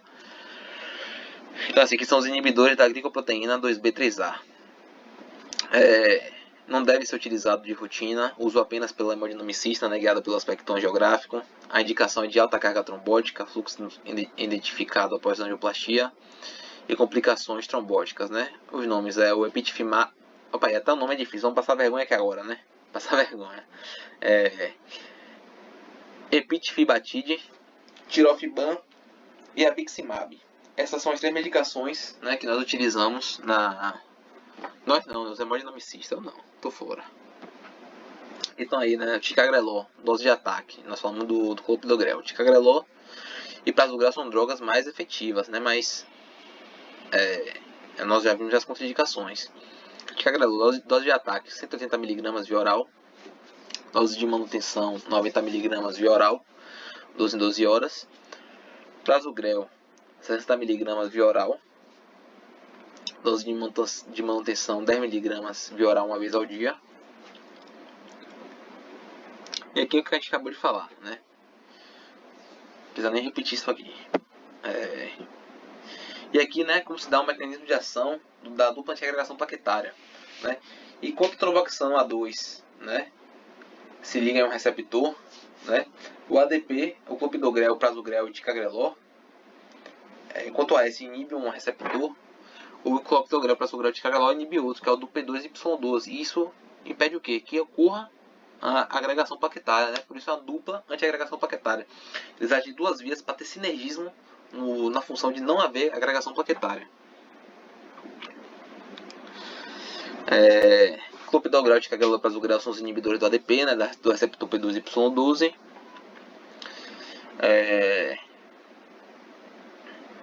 Deixa eu ver se tem alguma informação aqui importante para falar. Se for realizar o ICP, né, na sala de hemodinâmica, deixa para realizar na sala de hemodinâmica, né, no caso de supra-ST, e for um ICP ou um ICP inferior a 24 horas, você deixa para realizar o inibidor do ADP na sala de hemodinâmica, e aí opta por prasugrel e ticagrelor. Em caso de trombólise, né, que é exclusiva do supra-ST, você opta pelo clopidogrel. Por que clopidogrel? Porque é uma medicação, né, que você vai estar alimentando o sinergismo para haver sangramento. Então, o clopidogrel, qualquer risco a mais, você consegue reverter, porque tem até medicações para reverter. É uma droga mais segura, né, tem mais estudos para isso. Aí foi tudo que a gente falou, né, as indicações, contraindicações, dose de ataque, a manutenção, né, tudo que a gente acabou de falar, não vale a pena repetir. E aqui também, né, na questão do risco cirúrgico de revascularização miocárdica, com a cirurgia aberta, tórax aberto, e o tempo que você precisa suspender as medicações, por isso você não utiliza, você evita utilizar, né, o prasugrel quando você não conhece a anatomia. Então, em caso de cirurgia de revascularização, você tem que suspender o clopidogrel e o ticagrelor 5 dias antes e o prasugrel 7 dias antes. Aqui, né, a gente já falou também dos inibidores dos receptores da glicoproteína, né, 2B3A, que são as drogas dos hemodinamicistas. E pronto, repetindo mais uma vez, né, repetição até decorar. Tratamento adjuvante. Dupla antiagregação plaquetária, né, aspirina, dose de ataque 300 mg, mastigar e engolir, clopidogrel 300 mg, 4 comprimidos de 75 mg, ou ticagrelor de 180 ou prasugrel de 60. A anticoagulação, que a gente ainda não falou, né? Você pode fazer com 3 medicações. Heparina não fracionada, heparina de baixo peso molecular, ou fundaparinux, né? A gente vai ver as indicações e contraindicações. E por fim, a terapia antisquêmica, né? Que nós já falamos só do nitrato e um pouco da morfina. Então, assim, a terapia antisquêmica é composta por nitrato, beta-bloqueador e morfina. E aqui dessas medicações, eu faço a pergunta para vocês: qual delas melhora o desfecho clínico do paciente? a medicação que melhora o desfecho clínico do paciente não é o nitrato, é o beta-bloqueador, certo? Nem tanto nitrato como morfina não melhoram em nada o desfecho do paciente, certo? Anticoagulantes. A heparina não fracionada e a heparina de baixo peso molecular. Observação, né? Em caso de fibrinólise, né, de reperfusão química, a droga anticoagulante de escolha é a heparina de baixo peso molecular. Caso o paciente for realizar angioplastia, não precisa fazer dose de ataque, pois será feita na hemodinâmica, certo? Então, assim, entendam as indicações e as contraindicações, certo? É muito detalhe. Em caso de fibrinólise, a droga anticoagulante de escolha deve ser a heparina de baixo peso molecular, que é a enoxaparina, certo? E caso for realizar angioplastia, não precisa fazer a dose de ataque, pois será feita na hemodinâmica. Deixa para o hemodinamicista. Heparina não fracionada, né? A dose de ataque é 60 unidades por quilo intravenoso, a de manutenção é 12 unidades por quilo por hora intravenoso, né? Sempre ter como base o PTT, né? Tem que estar 1,5 a 2 vezes um pouco aumentado, né? Ter como base o PTT. Não pode passar disso aí, porque indica já um risco maior de paciente morrer por sangramento, hemorragia. A enoxaparina, né, que é a heparina de baixo peso molecular, nós fazemos um bolus, né? Em caso de infarto com supra, né? E quando o paciente for realizar um ICP, infarto com supra, que ele vai fazer uma ICP, uma angioplastia, você faz o bolus de 30 mg intravenoso. Já a sua dose de manutenção é subcutâneo, né? Que é por tanto da enoxaparina como do Fundoparinux, a dose de manutenção é subcutânea, para a gente ficar ligado. Então, assim, a manutenção é de 1 mg por quilo de 12 horas, subcutâneo, né? E tem aí algum detalhe, né? Paciente maior que 75 anos não faz o bolus e faz apenas 75% da dose. E você tem como base, né, a função renal do paciente, né? Então, assim, você tem como base o clearance de creatinina, né, a taxa de filtração glomerular, se for menor que 30, fazer 1 mg por quilo uma vez ao dia. E se for menor que 15, você não faz. E também sempre, assim como para a heparina não fracionada, você tem como base o PTT, para enoxaparina você tem como base o fator anti-10 ativado, certo? E o Fundoparinux, você faz o bolo de 2,5 mg intravenoso, né, em caso de infarto com supra. A manutenção é 2,5 uma vez ao dia subcutâneo, assim como a enoxaparina, a Fundoparinux é subcutâneo dose de manutenção. E também tem como base a taxa de filtração glomerular. Se menor que 20, não faz, e também não faz em caso de angioplastia, certo? Tem as contraindicações, né, muita coisa, muito detalhe, mas vamos seguindo. E agora a gente chega na terapia anti-isquêmica, certo? Em que, qual o objetivo da terapia anti-isquêmica, né? Diminuir o consumo de O2 do paciente e aumentar a oferta de O2, certo? Porque vamos pensar, um paciente que está sofrendo processo isquêmico e que tem situações, né, descarga adrenérgica, hipertensão, outras situações que gerem o aumento do consumo de O2 do miocárdio, você tem que utilizar, lançar monofarmacologia para que você diminua esse consumo e aumente a oferta, né? Diminuindo o processo isquêmico, certo? Melhorando o prognóstico do paciente, a chance de reversão do evento e trazendo um prognóstico melhor para ele. Então você pode utilizar medicações que aumentem a vasodilatação, né? Aumentando a oferta de O2. Medicações que diminuam a frequência, a pressão arterial e a contratilidade, né? Por quê? Hipertensão. Vamos pensar na hipertensão. Você está ali com a aorta, né? A artéria aorta, com a pressão absurda ali, né? Uma pressão altíssima. Isso gera o quê? Um aumento da pós-carga. Então o ventrículo tem que contrair, o ventrículo esquerdo precisa contrair com muito mais força para ejetar sangue na circulação sistêmica, porque ele encontra resistência muito maior, né? Resistência periférica muito maior. Então, quando o ventrículo tem que contrair com mais força, é porque o miócito precisa de mais oxigênio, aumenta a demanda de oxigênio do miócito, né? Então não faz sentido, né? Então você tem que ali diminuir a pressão do paciente para você diminuir essa pós-carga, o ventrículo contrair com menos força, precisar de uma menor demanda de oxigênio dos miócitos, né? Porque se você está com hipertensão no paciente que está com processo isquêmico, né, que a demanda já está maior que a oferta, você só está matando o paciente, né? Então você tem que diminuir a pressão do paciente, você não pode aumentar a pós-carga nesse paciente, certo? E aí é utilizado, né, nitrato, é a melhor medicação, né, para o alívio da dor do paciente, né, que é uma dor que é de processo isquêmico, então você vai vasodilatar essa artéria. Tem essas 3 opções que nós já falamos já várias vezes. Mononitrato de isosorbida, você pode fazer 5 mg sublingual a cada 5 minutos, no máximo de 3 vezes. Tem o dinitrato de isosorbida, né, 5 mg sublingual a cada 5 minutos, máximo de 3 vezes, ou a nitroglicerina, que é intravenoso, certo? Mas pode causar cefaleia e outras situações, certo? E aí, novamente, recapitulando pela 20ª vez nessa aula, as contraindicações. Quais são as contraindicações para o uso de nitrato? Hipotensão, uso de inibidor da fosfodiesterase e infarto de ventrículo direito, certo? Essas são as contraindicações, certo? Você já sabe já, porque não pode utilizar em cada uma dessas situações, já falei isso já também várias vezes, não vou repetir mais, não abuse de mim. E é isso, né? Deixa eu ver se tem mais alguma informação. Pronto, e aqui você tem que pensar, né? Quais são as contraindicações do uso de beta-bloqueadores? Para cada medicação que você pensar no tratamento de infarto, irmão, você tem que saber, irmão ou irmã, né? Você tem que saber quando eu indico, quando eu contraindico, certo? Então, assim, por que a gente não faz beta-bloqueador em caso de intoxicação por cocaína? A cocaína inibe a enzima que degrada a noradrenalina, né? Que é um neurotransmissor e também hormônio que atua no mesmo receptor da adrenalina. E aí você tem uma descarga adrenérgica de noradrenalina absurda nesse paciente, né? Então, se você antagoniza, né, bloqueia os receptores beta 2 no coração, nos pulmões, né, em outros locais, vai ocorrer que essa descarga adrenérgica em excesso vai gerar uma hiperseletividade nos receptores alfa-1 nos vasos sanguíneos. Então, se você bloqueia os receptores beta, vai ter uma hiperseletividade, vai causar uma vasoconstrição intensa, vai gerar uma resistência vascular periférica absurda, o paciente vai estar com a pressão lá na cadazurra e você vai matar o paciente, certo? O paciente não pode morrer. Em caso de broncoespasmo ativo, então paciente com asma, DPOC, exacerbado, né? Você não vai fazer um beta-bloqueador nesse paciente. Como é que você vai beta-bloquear um paciente?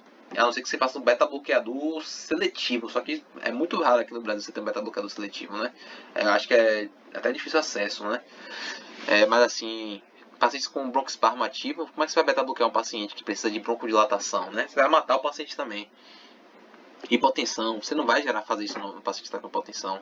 Você não vai fazer um paciente que beta-bloqueador, um paciente que está com 40 de frequência cardíaca, né, que está com uma bradicardia patológica.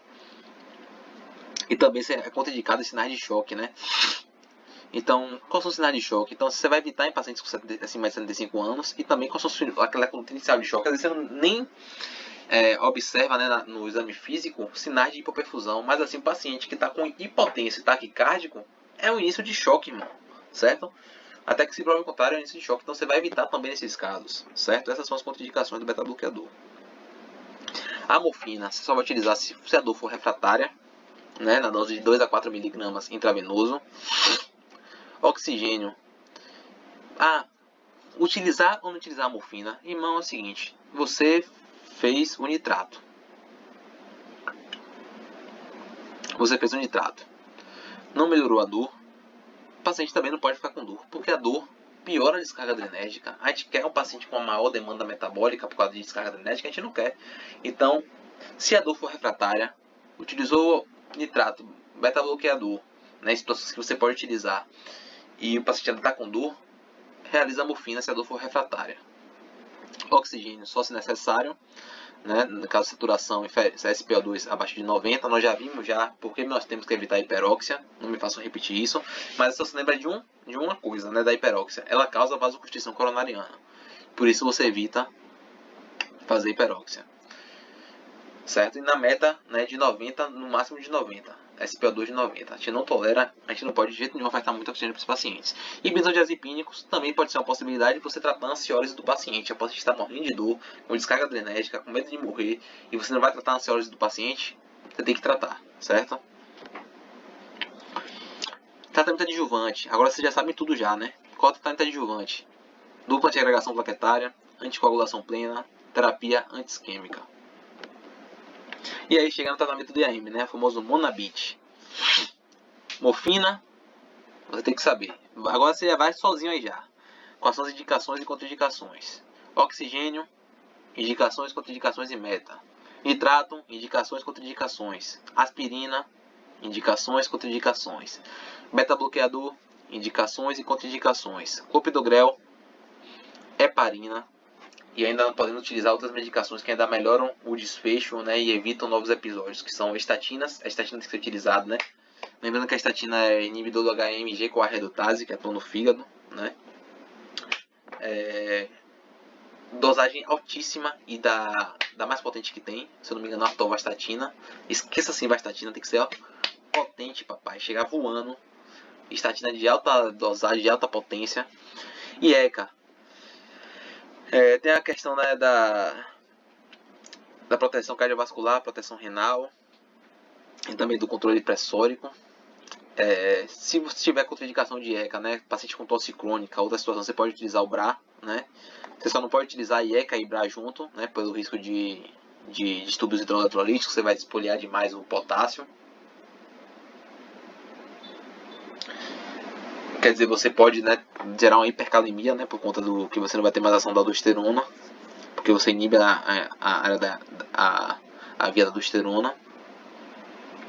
E também você pode utilizar um antagonista da aldosterona, né, que é o diurético poupador de potássio, que é a espironolactona, né? E aí o IECA e o BRA é isso aí, velho. O IECA, o BRA, estatina, né, e avaliar a espironolactona. São as medicações que a gente pode utilizar, certo? E aí, passo a passo. Nitrato, se for utilizar nitrato não tiver contraindicação. Isordil 5mg, sublingual a cada 5 minutos, até 3 doses. Morfina, 2mg por ml, uma ampola endovenosa a cada 5 minutos.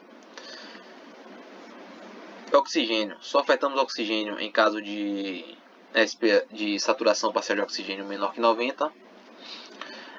Antiagregantes plaquetários, né? Aspirina, 300mg, mastigar e engolir, não pode esquecer de mastigar e engolir.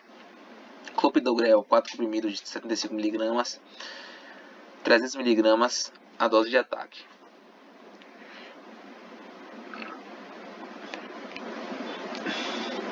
Chega o paciente para você com dor torácica sugestiva de síndrome coronariana aguda. História: comorbidades, medicamentos em uso, alergias, uso de Viagra. Exame físico, ECG, troponina, passo a passo. Tem que ter o passo a passo na cabeça. Diagnóstico de AM sem supra-ST. Quer dizer, com supra-ST, perdão, eu tô ficando maluco já. Com supra-ST, angioplastia agora. Terceiro, antes da angioplastia, nós devemos fazer o tratamento adjuvante.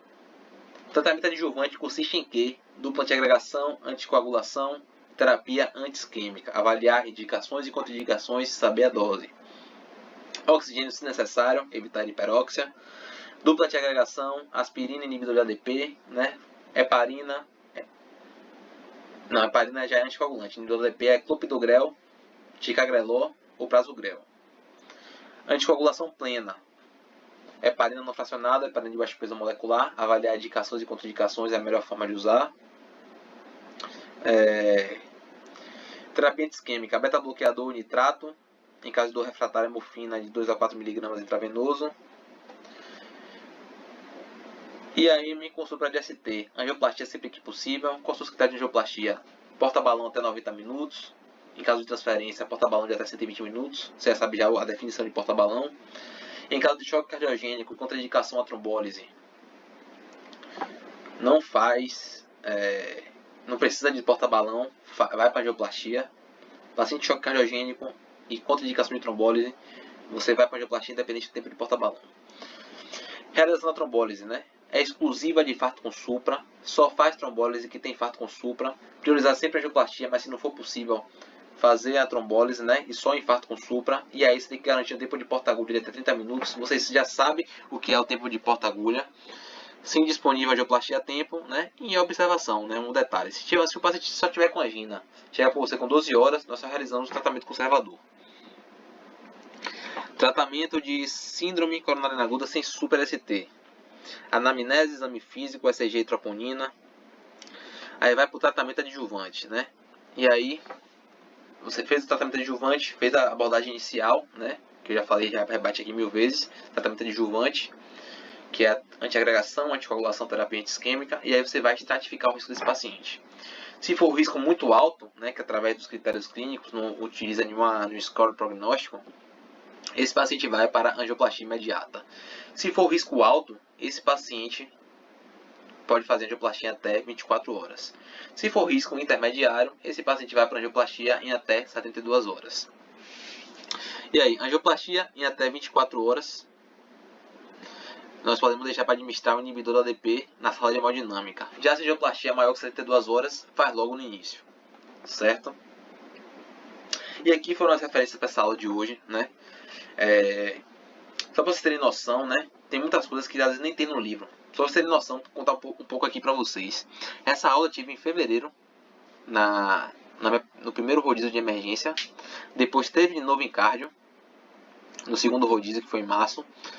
E aí depois eu fiz um curso, né, com 2 estudantes feras da FTC, né? Ivan Serra e Vitor, me esqueci o sobrenome dele. Feras, caras fantásticos. Que eu fiz um curso presencial com eles. E foi até inclusive a melhor aula que eu tive de síndrome coronariana aguda, né? E ainda tive um encontro, né, com um grupo de estudos que eu tenho para debater o assunto e que eu aprendi muito com a galera, só para depois trazer esse conteúdo para vocês, né? Então assim, eu tenho como base, sempre gosto de olhar uma ou mais referências, né? Os slides eu saí catando de tudo quanto é lugar para trazer algo mais formal. Não tenho saco para fazer, para editar slide, mas com o tempo eu vou melhorando. Eu vou melhorando a edição, aguçando os slides para deixar, né, uma apresentação mais, digamos assim, mais apresentável, dignamente apresentável. Mas é isso, espero que vocês tenham gostado. Particularmente, não é querendo me achar ou nada não, mas assim, eu acredito que eu entreguei um conteúdo de muita qualidade. Se vocês optarem estudar por aqui, teve só algumas situações que eu não trouxe, né? Por exemplo, os critérios de eletrocardiograma espelho, não sei o que, para o diagnóstico. Mas assim, eu acredito que tenha trazido aqui um conteúdo de qualidade para vocês, o padrão que eu considero bom, né? E é isso, evoluir sempre, né? Com o tempo eu vou evoluindo, trazendo uma edição mais aguçada de slide, um áudio melhor, uma iluminação. Com o tempo eu vou eliminando os vícios de dicção, né? Que eu tenho. E é isso, evoluir, né? Viver em equilíbrio, viver feliz, dá tudo certo, né? E é isso. Valeu, galera. Tamo junto sempre. Se vocês quiserem algum tema, né? Alguma sugestão ao canal também, pode me mandar mensagem se vocês tiverem meu contato, ou então aqui mesmo no canal. Tamo junto sempre. Espero que vocês tenham gostado. Foi um conteúdo feito com muito carinho, muita dedicação. E é isso. Tamo junto sempre, galera. Valeu e até a próxima.